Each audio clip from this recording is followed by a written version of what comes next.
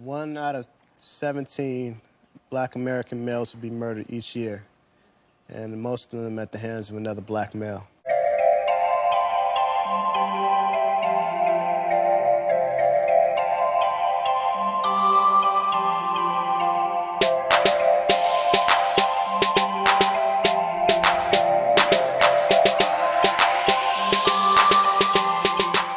Welcome to my channel, Unicorns. I want to start by saying rest in power to John Singleton. He died at the age of 51 from a stroke. He was a director, filmmaker, screenwriter, and producer that paved the way for many of today's black Hollywood icons. He was the first black and youngest Best Director nominee at the age of 24 years old, and his debut was the oh-so-famous Boys in the Hood. John Singleton brought issues from the black communities to the big screen. He fought for black actors and black actresses and gave us a spot in Hollywood. He directed movies like Poetic Justice, Too Fast, Too Furious, Baby Boy, Shaft, Four Brothers, and more.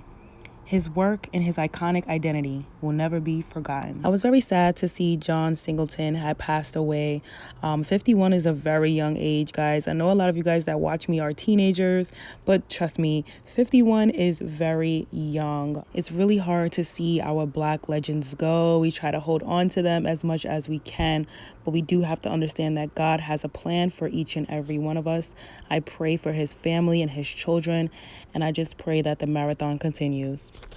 So Tyrese took to his Instagram to talk a little bit about John Singleton and about the acting and Hollywood industry. And shout out to Amara for sending me this. You loyal, sis, you loyal. But yeah, so I was actually, I was listening and I was watching and I was agreeing with Tyrese. Basically saying, there's an influx of people who want to become actors. Most people only know about the star, the director, and the producer. These are his words. He spoke about, black people exploring other job opportunities within production and within film. And I absolutely agree. If you guys saw my previous upload, a lot of y'all didn't see it yet. It's okay. I know it's 36 minutes long, but I spoke about my journey and I spoke about me, becoming a model and only wanting to model, but then exploring other opportunities. And if it wasn't for me exploring other opportunities, honestly, guys, I would not be on YouTube today. Now, I followed Tyrese's career since I was a young girl. Like, I've always loved Tyrese, from his music to his acting. I just always loved Tyrese. And I've actually been to his house a few times. Yeah, I said it. I've been in his crib. I go to the BET Awards every year if I can. And he has a BET Award kind of like industry after party at his house, at his mansion every year. So I went twice. Y'all, Tyrese is so just meeting him in person, being at his home. Obviously, it wasn't just me. It was like tons of other people. He is such, you can really feel his heart and his soul. Like, he has a little concert for us. So he has this area where you can sit in the back and he performs. He has a recording studio in his backyard. He has a Starbucks in his backyard. But he was just talking to us. And it's like, we're all people he does not know. We're kind of all here just because it's Tyrese and we just want to be mixy. But he was really talking to us, and you can tell, you can feel his soul, you can feel his life and all that he does, and I do appreciate him for hosting us and just being raw and genuine.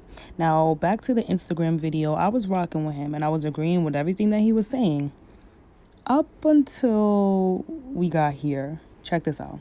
There's been an old racist perception, and I'm sure that they had statistics and tracking and all of this shit to back up these facts.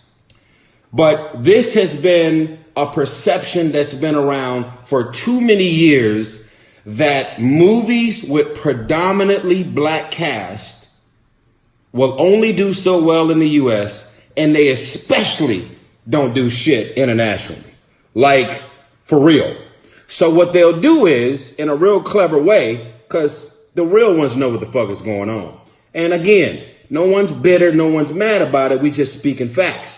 What they'll do is they'll go with a black man or a black woman, but they'll go super light skinned, super bright. I'm talking about I mean, black is black, and of course we all know that black comes in all shades. There's even black folks that are albinos, all the above. Mulatto, black, yellow, don't get caught up in that part of it. I'm talking about, they'll say, oh, we got to put somebody black in the movie, but they ain't putting on the bros. You know what the fuck I'm talking about. Now, it's very interesting to me that Tyrese was speaking about colorism under the gauze of racism. I get it that the white man is in power and they put in films who they want to put in films. But what Tyrese was talking about specifically was colorism. When he was saying, we all black, black comes in many shades.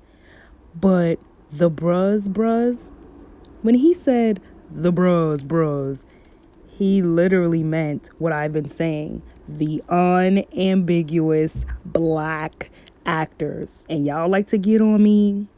Oh, this person could be black and this person could be black. And you can look like this and be black. And you can look like that and be black. And that's absolutely all true. But we have to acknowledge, just like Tyrese just acknowledged, but he called it the bros.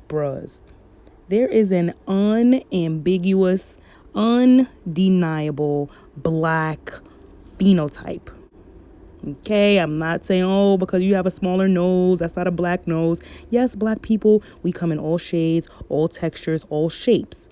And like I said, in all the textures and all the shapes, I can look at you and say, you're black. I can look at you and say, you might be mixed. I can look at you and say, you're not black. And we have to just come to grips with this. But something that I notice with black men in particular is that y'all can spot racism a mile away. You know what it looks like. You know what it feels like. Even if it ain't there, you could connect the dots somehow. But when it comes to colorism, why is it that y'all can't see how it affects and divides the black community? Why is it that y'all can't see that your quote unquote preference is you being a self-hating colorist? Why can't y'all see that? But you can see the white man being racist. You can even see the white man being colorist when it comes to light-skinned black men. But when it comes to dark-skinned black women, we just all hating. We're mad because we're not the preferred choice. We just jealous. I beg. But it's really interesting how Tyrese can, speak upon colorism and say, we know who the bros are, aka we know who the unambiguous black people are, and we know who are the very ambiguous black people are, the people who get passes because they can sit on either side, the people who are conveniently black, you know what I mean, the people who pick and choose when they want to be black. We know who those people are. We can look at you and we can draw the line. But Tyrese is the same man who called his wife a black queen. So I'm confused. Is there a line? Is there the sisses, the unambiguous black woman, the undeniably black women, and then the woman who, she could pick and choose. She says she's black, but she's really not. And not to really throw her under the bus like that because she never claimed to be black. Tyrese is the one who called her a black queen. And when black women had something to say, people were like, well, anybody could be black. No, anybody cannot be black. No. Okay? Now, I do want to say that his wife is absolutely beautiful to me. And, I don't have a problem with non-black women. You know what I mean? I just want black men to see everything full circle and just stop seeing things when it benefits you. See things full circle. When dark-skinned women say, hey, we feel like, X, Y, and Z, take it into consideration what we say, because when the shoe is on the other foot, black men, you absolutely know how it feels to be racially profiled. You absolutely know how it feels to be colorist profile. I don't even know if that's a thing, but you know what I mean. Y'all absolutely understand it. You don't call it colorism. You don't give it a name because at the end of the day, y'all want y'all ambiguous women. So y'all don't want to call colorism. Y'all don't want to talk about colorism because you prefer ambiguity. Y'all know what I'm trying to say. You prefer it. So you don't want to talk about it unless it's affecting you, unless it's affecting your pockets and your dollars. Then you'll talk about it, but you'll call it racism. Call colorism colorism. When we call it out, when we talk about it, that's when we can then really look within ourselves and nip this shit in the bud. It's fucking ridiculous. How dare you as a black man say, I prefer light-skinned women, I prefer dark-skinned women. We're all black queens. The ones who are black queens, we're black queens. How about I prefer a black woman who's college educated? I prefer a black woman who comes from a good home. I prefer a black woman who's loving, who's smart, who's caring, who will be a good mother to my kids. Like, honestly, black people, we have to, like, seriously, the criteria has to be more than just looks. Y'all know I come through with the looks, the facts, and the tea. But the criteria has to be more than just looks. Looks will fade. Looks will change. You could get in an accident tomorrow. You could get in a fire tomorrow.